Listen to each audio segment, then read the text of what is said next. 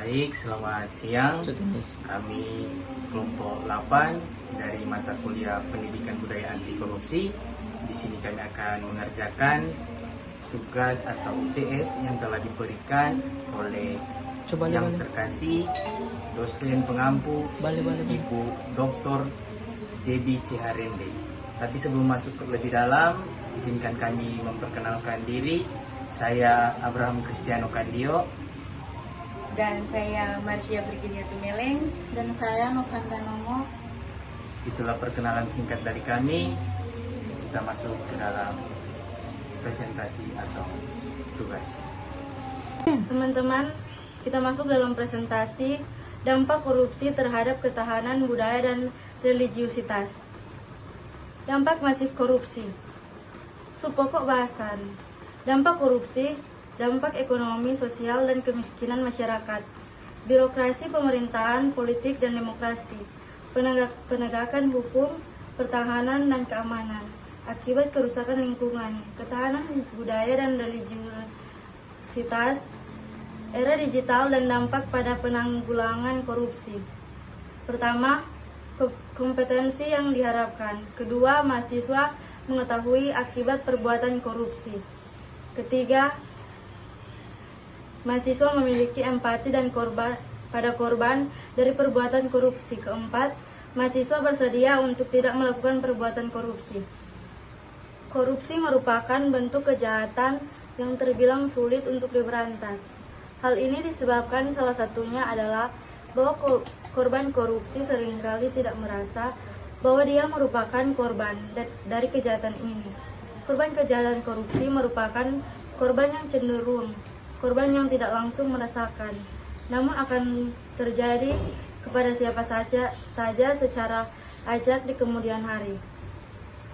Korupsi tidak hanya berdampak dalam satu aspek kehidupan saja. Korupsi telah menimbulkan efek domino yang meluas terhadap eksistensi bangsa dan negara. Dampak korupsi. 1. Dampak ekonomi. Korupsi memiliki berbagai efek penghancuran yang hebat terhadap berbagai sisi kehidupan bangsa dan negara, khususnya dalam sisi ekonomi sebagai pendorong utama kesejahteraan masyarakat. Meningkatnya korupsi juga meningkatkan biaya barang dan jasa, yang kemudian bisa melonjakkan utang negara. Pada keadaan ini, inefisiensi terjadi, yaitu ketika pemerintah mengeluarkan lebih banyak kebijakan namun disertai dengan maraknya praktek korupsi. Bukannya memberikan nilai positif, misalnya perbaikan kondisi yang semakin tertata, namun justru memberikan negatif value added bagi perekonomian secara umum. 2. Dampak sosial dan kemiskinan masyarakat. Bagi masyarakat miskin, korupsi mengakibatkan dampak yang luar biasa dan saling bertaut satu sama lain. Pertama, dampak langsung yang dirasakan oleh orang miskin, yakni semakin mahalnya harga jasa berbagai pelayanan publik, rendahnya kualitas pelayanan, dan juga sering terjadi pembatasan akses terhadap berbagai pelayanan vital seperti air, kesehatan, dan pendidikan. Kedua, dampak tidak langsung terhadap orang miskin, yakni pengalihan sumber daya milik publik untuk kepentingan pribadi dan kelompok yang seharusnya diperuntukkan guna kemajuan sektor sosial dan orang miskin melalui pembatasan pembangunan yang secara tidak langsung ini dampak ini memiliki pengaruh kepada langgangannya kemiskinan. Dampak sosial dan kemiskinan masyarakat. Yang pertama, mahalnya harga jasa dan pelayanan publik. Yang kedua, pengentasan kemiskinan berjalan lambat. Yang ketiga, terbatasnya akses bagi masyarakat. Yang keempat, meningkatnya angka kriminalitas. Yang kelima, solidaritas sosial semakin langka dan demoralisasi.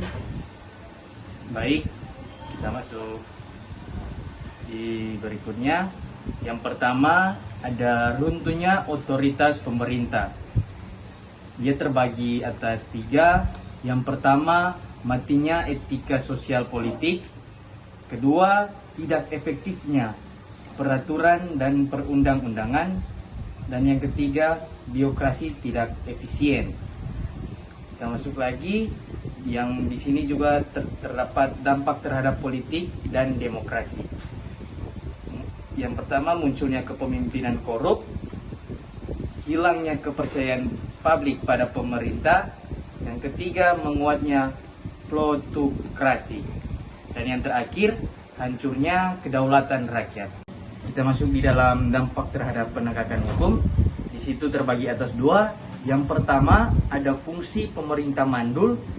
Yang kedua, hilangnya kepercayaan rakyat terhadap lembaga negara.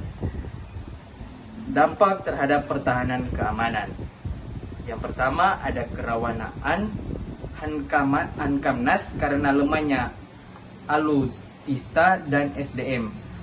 Yang kedua, lemahnya garis batas negara.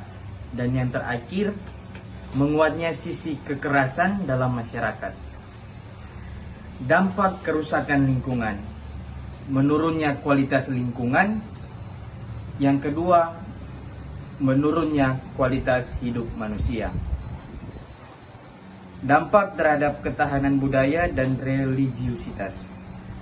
Di sini juga terbagi di atas tiga. Yang pertama, rusaknya cara berpikir logis, dan kedua, memudarnya nilai budaya, dan yang terakhir, bergesernya religiusitas masyarakat.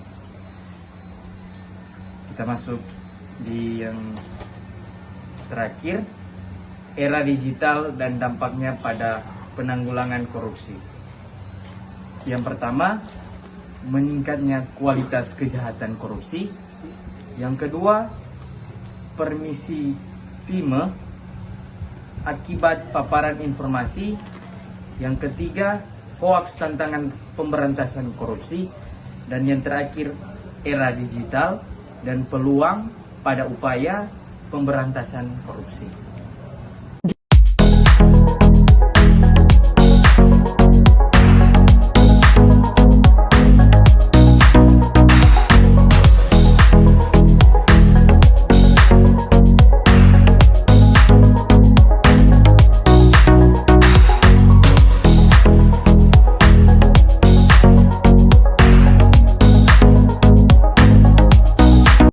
Jadilah bagian dari kampus kami bersama Universitas Pembangunan Indonesia Manado, Unpi Maju, Kampus Merdeka Jaya.